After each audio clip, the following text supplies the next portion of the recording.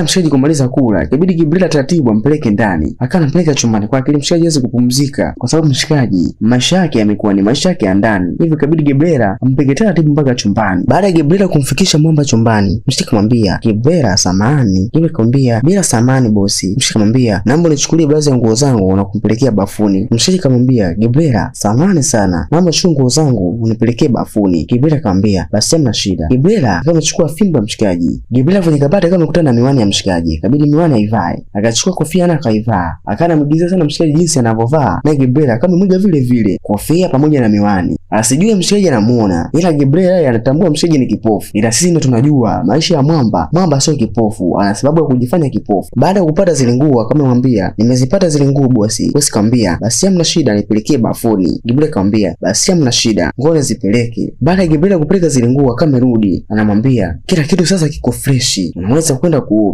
Gabriela akawa amepiga zake miwani pamoja na kofia. Anaamini kwamba mshikaji amuone, ila mshikaji anamuona na kila kitu ambacho anakifanya mshikaji anakiona fresh. Ila Gabriela yeye anatambua mshikaji ni kipofu. Wakati anataka kuondoka, akawa amekumbuka kwamba na vitu vya mshikaji. Kabla avirudishe mali